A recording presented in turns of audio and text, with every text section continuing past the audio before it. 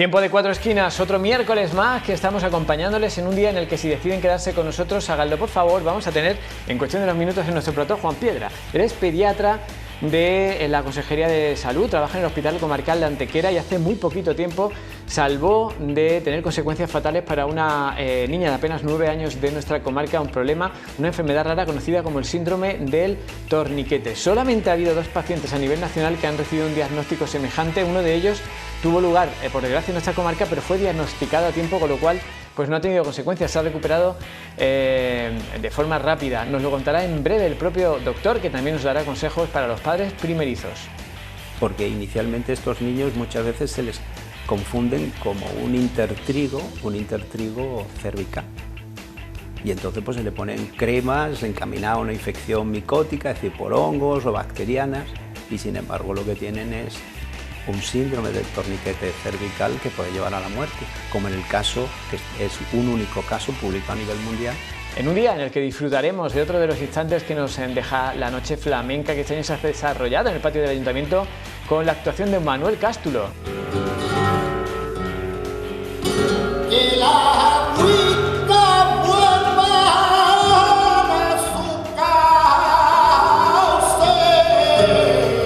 ay, y la esquina con su nombre, mi rey. Y como siempre, hoy toca a Hermanaco con Antonio Jesús Palomos y protagonistas. Bienvenidos una semana más a nuestro programa de Hermanaco en estas ediciones especiales que les estamos llevando a cabo con motivo del periodo de verano, porque tenemos que continuar repasando la actualidad cofrade, ya que estamos teniendo un verano pues con bastante información que nos llega por parte de nuestras cofradías y hermandades. Y todo ello en un día en el que volveremos a cerrar con música. Nos vuelve a acompañar Rocío Sánchez. Hoy nos trae, como lo escuchan, un tango en versión guitarra española.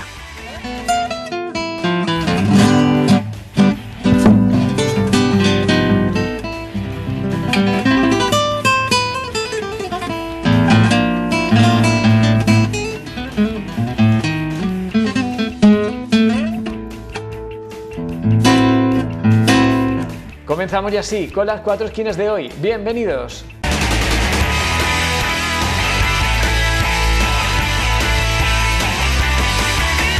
Y durante esta semana estamos desgajando la noche flamenca de Antequera, que este año ha tenido lugar en el patio del Ayuntamiento excepcionalmente, y hoy vamos a disfrutar un ratito con el buen hacer de Manuel Cástulo.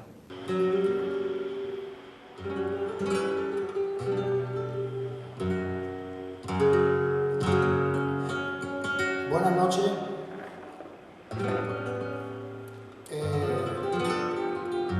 Como bien ha dicho el presentador, el amigo Paco López, pues he tenido la gran satisfacción, ¿no? y el honor de haber ganado dos veces el concurso de aquí de cante flamenco Juan Casilla, de Antequera. Y desde la última vez que lo gané, en el 2011, que actué en la Noche de Santa María como ganador, pues no había tenido la suerte de venir hasta hoy otra vez, ¿no? Entonces pues vamos a intentar de transmitirlo a mi compañero Manuel, Antonio como yo, de transmitiros nuestra forma de sentir y de vivir a través del flamenco, ¿no? Del cante y del toque, hombre. Para todos vosotros vamos a empezar haciendo un cante que se realiza en bastante poco, ¿no? Está un poco echado en los vídeos, que es el cante por Mariano. Muchas gracias.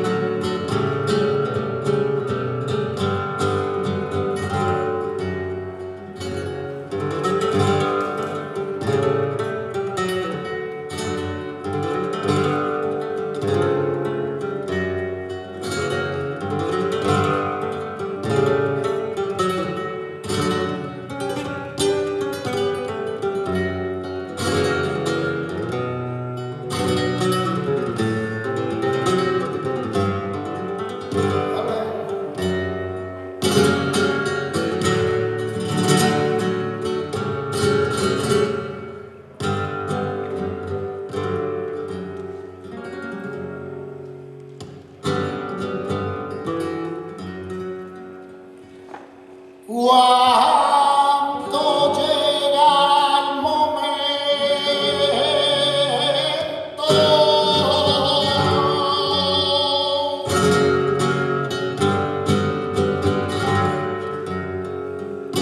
que la agüita vuelva a su cauce, ay, y la esquina con su nombre,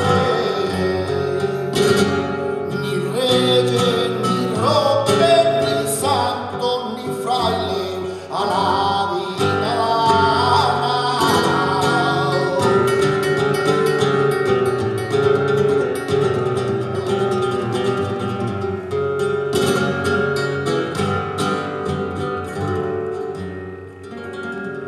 Borrico de Noria,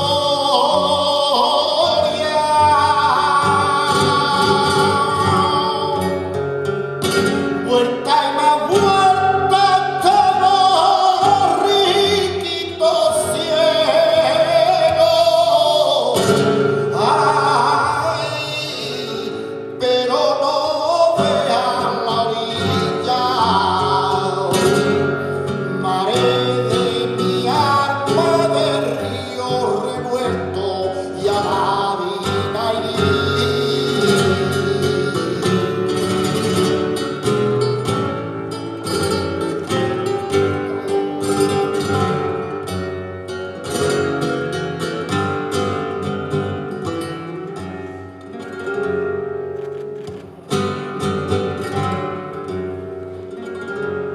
ya las tormentas pasaron,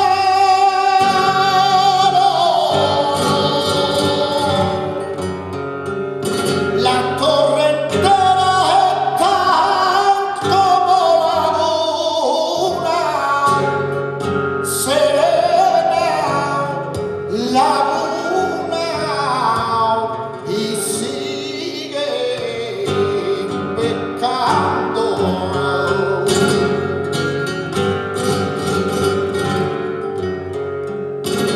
Tú no pierdas, hermano, la esperanza, que mañana llegará.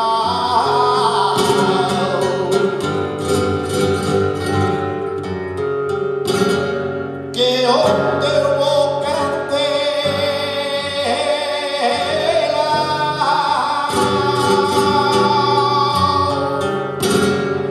recordito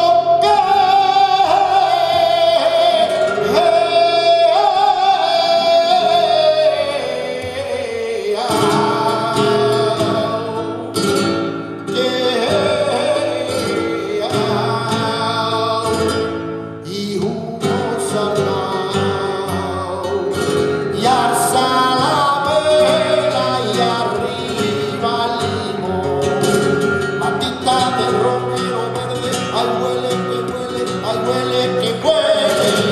Si el romero no florece, carne de mi carne se muere, se muere. Si el romero no florece, carne de mi carne se muere, se muere.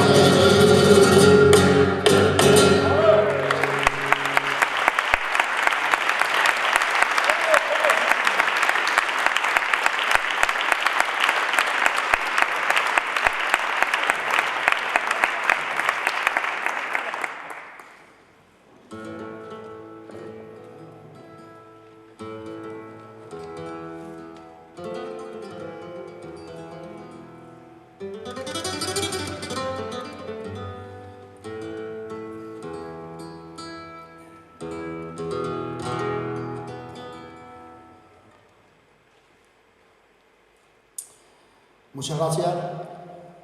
A continuación vamos a hacer un cante por taranta que lleva por título Aylan Kurdi. Ustedes dirán, ¿esto qué quiere decir? Este nombre tan raro.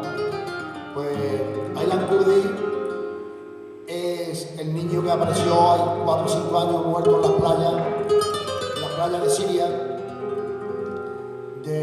huyendo de la guerra civil que hay en aquellos países, ¿no? Y lo encontraron muerto a la orilla del mar, ¿no?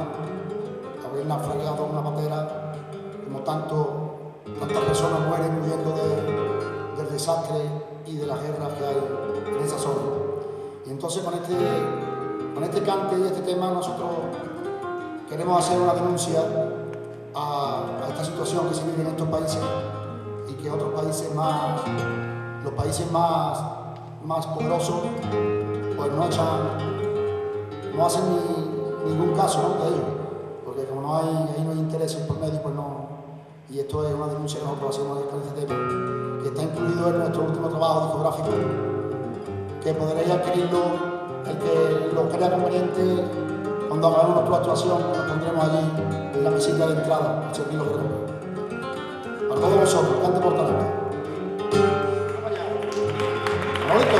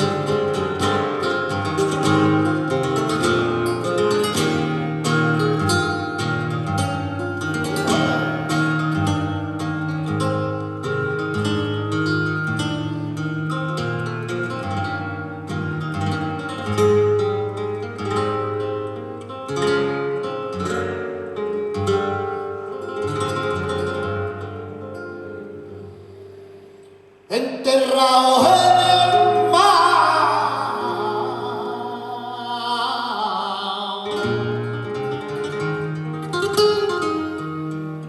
inocente sueño muerto,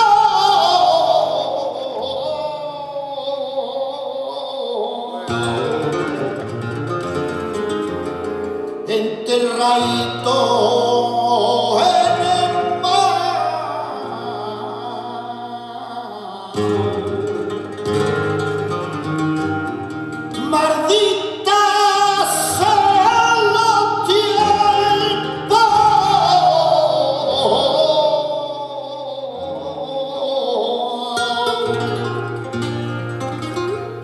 que se tiene que ahogar.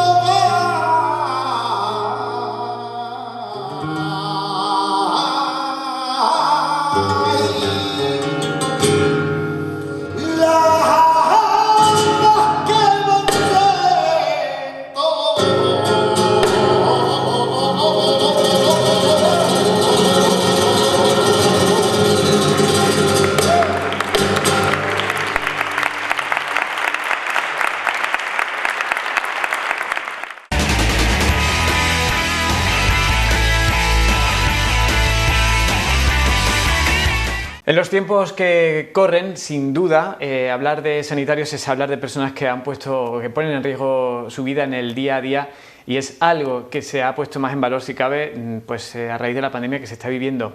Pero nosotros no queremos dejar de hablar también de ese componente de investigación que se realiza muchas veces de forma improvisada en las propias consultas, y más aún si se tratan de las consultas del Hospital Comarcal de Antequera. Uno de estos casos, y que nos va a permitir hablar durante los próximos minutos con un veterano pediatra, que nunca está de más tenerlo a disposición de todas las personas que nos ven, es el que descubrió Juan Trigo, que es precisamente pediatra del Hospital Comarcal de Antequera y que lleva ejerciendo muchísimos años en Antequera, concretamente desde hace 13. Buenas noches, bienvenido. Buenas noches. Bueno, saltó la noticia hace apenas unos días, y es que todo ocurrió en un día que se encontraba usted de guardia, recibió la visita de unos padres que estaban muy preocupados porque tenían pues una hija, una niña pequeña que tenía un problema que nadie sabía qué era lo que le podía estar pasando, y ustedes han llegado a diagnosticar a raíz de entonces el segundo caso a nivel nacional que se conoce del denominado síndrome del torniquete. Del clítoris en este caso. Ajá. ¿En qué consiste y cómo fue el caso? El síndrome del torniquete es una afección en la cual un pelo humano o bien una fibra de tejido se enrosca y estrangula un apéndice cutáneo. En el caso que nos refiere, el pelo se había enroscado a nivel del clítoris de la niña, con lo cual la sintomatología que presentaba es desde hace unas 48 horas molestias vaginales e incluso urinarias, pero que en las últimas 3 horas había agudizado, motivo por el cual acudió al servicio de urgencias. Y allí pues, fue cuando hicimos el diagnóstico. Es un diagnóstico no habitual, es un diagnóstico raro, ya que en España este es el segundo caso que se publica. La importancia de publicar este caso y de transmitirlo es el hecho de las implicaciones a posteriori que pueda tener, como es que si no solventamos el problema, en el caso de la niña hubiese terminado haciendo una necrosis y una autoimputación del clítoris con las minusvalías y futuro de relaciones sexuales que podían llevar consigo. Estamos hablando de algo tan simple como un trozo de pelo que no puede ser evidentemente del menor de turno del niño. No, porque era una niña prepuberal y obviamente no había vello púbico. Tiene que ser, por lo tanto, de los padres o de la propia ella misma, ropa. Por la edad que tiene, era una Del niña pelo. también que tiene pelo largo. Pero claro, parece contado así que es algo relativamente fácil, pero cuando hablamos de un pelo muy pequeñito, a veces normalmente se habrán producido muchísimas ocasiones en las que nunca se ha detectado. No, y cuando se ha detectado lo que se ha diagnosticado es una necrosis de una falange, porque no solamente afecta al clítoris, es mucho más frecuente que el síndrome de torniquete afecte fundamentalmente a los dedos. En primer lugar, los dedos de los pies o los dedos de las manos. Y no es infrecuente que se diagnostique erróneamente de una dactilitis infecciosa o de un traumatismo o de una picadura o de una reacción alérgica, o incluso en el caso de que sea un varón y tenga un seno del torniquete del pene, que se diagnostique falsamente de una parafimosis, o de una balanopostite, es decir, una infección o lo del que es pene. lo mismo, no dar en el clavo, que muchas veces, desafortunadamente, y por eso hoy teníamos mucho interés en que viniera, y no es algo a lo que estén habituados los médicos de salir en medios de comunicación, pero cuando algo sale mal, cuando no dan el clavo, cuando el diagnóstico llega tarde, cuando se produce una amputación o se produce un daño mayor, que no nos consta casos recientes, pero puede ocurrir con frecuencia, sale la noticia, pero a veces cuando se evita que eso pase es como que queda en un segundo plano. Qué importante es el caso de que evitáramos marcas del futuro, bueno, pues para un niño pues que ha tenido como el caso de la niña este problema en sus genitales, o un niño que ha tenido un problema en los dedos, e incluso me contaba antes de empezar la entrevista, niños que se le ha detectado y ha costado trabajo un torniquete a nivel de cuello porque son muy pequeñitos, bebés. Sí, hay un caso concretamente publicado al hacer una revisión a raíz de este caso de un ahorcamiento por un pelo y que se diagnosticó en la autopsia. Porque inicialmente estos niños muchas veces se les confunden como un intertrigo cervical.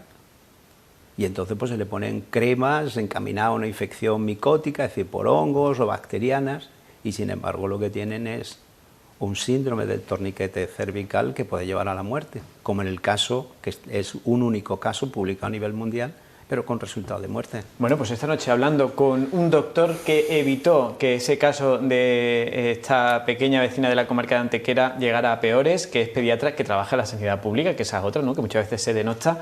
¿Y cuál es el proceso? Es decir, porque hemos hablado de publicación, hemos podido constatar, y lo hicieron ustedes en pocas horas, que no existían más casos, que es un caso muy raro, el segundo a nivel nacional.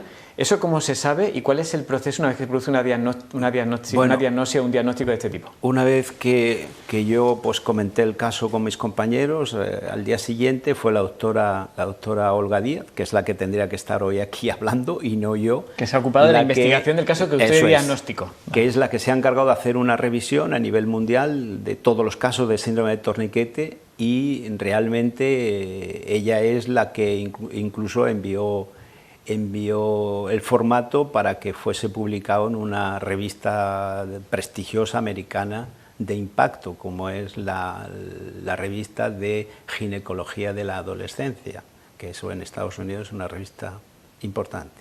Bueno, pues un artículo, un ensayo, una investigación realizada por una doctora antequerana, que se dice pronto. Sí. Ella es de Córdoba, está de baja maternal, pero ella es la que realmente debería de estar aquí y no yo. Bueno, y como nosotros queremos que cada vez que, bueno, en primer lugar, al César lo que es del César y dar el protagonismo pues al que lo tiene, y bueno, que sea un médico, que sea de la pública, lo digo por lo que muchas veces ocurre, ¿no? Que parece como que todo es malo muchas veces, ¿no? Y cuando no se paga una factura o la paga el seguro, es como que parece como que la calidad es inferior. Por cierto, algo con lo que usted discrepa, ¿no? Ya no solamente porque ejerza en la pública actualmente, ¿no? Hombre, yo creo que el don más grande que tenemos los españoles es la sanidad pública, independientemente de sus defectos, porque lógicamente defectos y mejoras habría que hacer muchas, pero sin lugar a dudas una medicina universal, gratuita y con posibilidades a todo tipo de tratamiento, si lo comparamos con el resto de los países desarrollados, nos daríamos cuenta de la gran suerte que tenemos. Y además, profesionales con una calidad que son capaces de detectar estas cosas tan difíciles y tan extrañas y tan raras como la que esta noche nos está contando Juan Trigo, que le pasó en una de sus guardias. Y yo quiero aprovechar su presencia aquí pues para que nos deje un listado de consejos. Es decir, hay muchos padres con niños pequeños que se le habrán puesto los vellos de punta. Y porque dice, si en vez de tocarme Juan Trigo, me toca otro pediatra, pues con menos tiempo, trabajando, sin intencionalidad ninguna, pero que se le escape porque no lleve tantos años como él. Vamos a intentar ofrecer algunos consejos. En primer lugar, sintomatología que hay que tener en cuenta cuando es un padre de un niño pequeño. Bueno, pues en principio en el caso de medidas preventivas del síndrome de torniquete es que yo diría a las madres que acaban de tener un hijo que cuando vayan a darle de amamantar, que se recojan el pelo, que habitualmente se peinen adecuadamente, porque después del parto no es infrecuente que exista lo que se llama un efluvio telogénico, en el cual una madre puede perder entre 60 y 70 cabellos diarios. Por supuesto, el recoger el pelo es importante porque muchas veces los lactantes, cuando le están mamando, ellos cogen el pelo de la madre y a veces traccionan, con lo cual muchas veces se pueden quedar con pelos en las manos. Y eso puede llevar consigo a la boca, que se toquen o lo que sea. Eso. Entonces, como medida preventiva, eso. Por supuesto, lactante pequeño que llore de manera continua, constante, inconsolable, más de 3-4 horas, debe ser evaluado por un médico. Claro, porque a veces hemos tenido un diagnóstico previo al pequeño de otra enfermedad que ha tenido antes, otra patología, y parece como que es otro episodio de esa enfermedad, ¿no? Si un bebé, que lo típico de los episodios de llanto están relacionados con los cólicos del lactante, que habitualmente tienen un ritmo circadiano muy característico, que es un llanto continuo, constante, inconsolable, más frecuentemente por la tarde-noche, que se acompaña de flexión de las extremidades sobre el abdomen con incremento de ruidos hidroaéreos, pues en principio lo más probable es que sea un cólico del lactante. Pero si ya empieza a superar número de horas con respecto a días anteriores, lo lógico es que sea evaluado por un médico. Eso es lo lógico. Bueno, pues 3 o 4 horas llorando no es normal y aunque haya sido diagnosticado por el típico cólico del lactante, vamos a ir a urgencias, vamos a buscar un pediatra. 3, bueno, decíamos también, importante que en el tema del torniquete, pues evitar el contacto con los vellos, recogerse con los el pelo vellos y también de la propia madre, ¿no? Con la propia madre. Y también, lógicamente, porque hay otro apartado que es el de las fibras, de los hilos, de los tejidos, de la ropa. Entonces, desechar toda aquella ropa que esté deshilachada o recortar todos los hilos de forma que no exista la posibilidad de que el niño pueda tener hilos en la mano o hilos que se le pueda enrollar en un dedo del pie, claro, o del pene o de los labios menores o del cuello, desgraciadamente, que el hecho de que exista un caso publicado no significa que a lo mejor no sea el único, que a lo mejor es que hay más, pero no han sido detectados. Claro, claro. Bueno, el típico regalo, ¿no? Con lana, de ese tipo de tejido, muchas veces que se pueden deshilachar con facilidad. Bueno, pues eso, 2 consejos para evitar torniquetes. Consejo genérico número 1, si se produce un llanto desconsolado, como ustedes llaman, constante e inconsolable, como llaman los pediatras, durante 4 horas. Efectivamente. Y, por supuesto, si una madre ve un bebé en el cual uno de los dedos del pie, de la mano, lo ve aumentado de tamaño, tumefacto, es decir, hinchado, rojo, caliente, y sobre todo si tiene una característica que es casi patognomónica. Patognomónica quiere decir que prácticamente solamente se da en esos casos, que tiene un surco profundo, anular, alrededor del dedo, pensar que lo más probable es que tenga un síndrome de torniquete y que necesita un tratamiento urgente. Bueno, pues más consejos para saber si nuestro hijo tiene un problema o es solamente una pataleta del niño, que muchos pueden pensar, sobre todo si son padres primerizos. El color de la piel. Bueno, hay una serie de datos clínicos que deben de ser motivo de alarma para los padres. Es decir, un niño que tenga fiebre y tenga dificultad respiratoria debe ser evaluado. Un niño que tenga fiebre y que una vez que consigamos bajar la fiebre, el niño esté somnoliento, con tendencia al sueño, como mareado, desconectado un poco con el medio, se debe de acudir al médico. O niños que presenta una mala coloración de piel o de mucosa, es decir, una piel pálida con labios pálidos o cianóticos, quiere decir azulados. Esos son motivos suficientes para consultar con el médico. Bueno, habitualmente cuando vamos a urgencias ya nos derivan a un profesional, pero otro factor a tener en cuenta es contar con lo que usted denomina un pediatra integral, experto en todos los ámbitos de la medicina interna, ¿no? El organismo, el ser humano no es hígado, no es pulmón, no es cerebro, no es tiroides, no es riñón. Está muy bien que existan súper especialistas del riñón, porque lógicamente hoy en día la medicina es tan amplia que es imposible poder abarcar todos los campos, pero quizás el médico que mejor puede enfocar un paciente e incluso puede prever las posibles complicaciones fuera del órgano es probablemente un médico internista integral. Y eso, desgraciadamente, creo que cada vez se va perdiendo más. Bueno, yo antes de despedirle, doctor, me gustaría, no sé si existe alguna recomendación diferente a la que se da para los adultos para evitar el contagio del temido COVID para los niños. Bueno, actualmente, gracias a Dios, el número de casos que hay descrito en la literatura mundial son muy escasos de enfermedad grave en niños. En niños habitualmente, al contrario de lo que se pensaba hace unos meses y al contrario de lo que se pensaba que iba a funcionar exactamente igual que la gripe, es decir, que iba a ser una enfermedad en la cual el niño iba a ser los vehículos transmisores. Hoy podemos decir que el número de niños que se infectan son relativamente pocos, son aproximadamente el 15%. Eso no quiere decir que no sea una cifra importante como formas o vehículos de transmisión adultos, que son los más problemáticos.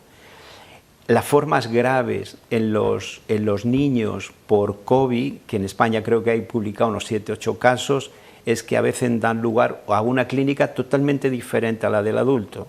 Pueden debutar como lo que nosotros llamamos como un síndrome de shock tóxico, que es un cuadro de trastorno hemodinámico donde puede haber un fallo multisistémico. Pueden debutar como una miocarditis, es decir, como un fallo cardíaco. Pueden debutar como una enfermedad de Kawasaki, que nosotros la conocemos muy bien y que los casos publicados últimamente, algunos de ellos se han correlacionado o con infección aguda o con infección pasada. Y probablemente sea un inductor de esta enfermedad. Y después, por último, está el síndrome de inflamatorio multisistémico, que es también un cuadro muy grave y que requiere, por supuesto, ventilación mecánica, drogas vasoactivas, apoyo hemodinámico, antibioterapia y, en casos extremos, a veces soportes con lo que se llama una técnica que se llama ECMO, que es oxigenación de membranas extracorpóreas. Y para prevenir, pues lo pues mismo. Para prevenir, en principio, los niños es difícil mantenerlos evitar. con mascarilla. Eso Además, a veces no es ni recomendable, difícil, ¿verdad? Lo cual yo no es que quisiera hacer un llamamiento desde aquí, no soy nadie para hacer un llamamiento, pero creo que a veces es un problema el que, tal como estamos epidemiológicamente en este país, que los colegios empezaran en septiembre. Bueno, nos quedamos con ese comentario, opinión subjetiva, que conste de un profesional que no quiere más que trasladarnos, porque se lo hemos preguntado lo que se opina al respecto. Y bueno, entiendo que tampoco hacer las visitas que antes se hacían, ¿no? Vamos a llevar al niño, al abuelo, a los amigos, a los vecinos, si lo quitamos de la calle mejor, ¿no? Un problema, obviamente. Claro. Tenemos que intentar hacer la vida familiar dentro de lo que es el núcleo íntimo familiar y evitar las relaciones sociales. Bueno, pues la historia que nos ha contado Juan Trigo, que es pediatra del Hospital de Antequera, que ha descubierto una enfermedad rara, el síndrome del torniquete en una niña que le ha permitido librarla de un problema que le hubiera durado para toda la vida, y no es la primera enfermedad rara que diagnostica usted, según me han dicho. Pues tengo algunas, pero vamos, que hay una concretamente que quizás sea la más llamativa, que es una atrofia muscular espinal descrita en Japón como enfermedad de Furukawa. Es el único caso que hay descrito aquí en España y que, bueno, pues la niña ya es una mujer, tiene 18 años, pero probablemente porque sea el más experto en Furukawa, ya que soy el único, ¿no? Pues entonces todavía la sigo llevando yo. Bueno, pues dos familias de la comarca que pueden hablar de que han sido problemas, patologías que tuvieron un final feliz gracias a la intervención de un profesional de nuestra área sanitaria, que se dice pronto. Juan Trigo, enhorabuena y gracias. Pues gracias a ustedes. Y nosotros seguimos con más cosas aquí en Las Cuatro Esquinas, no se vayan.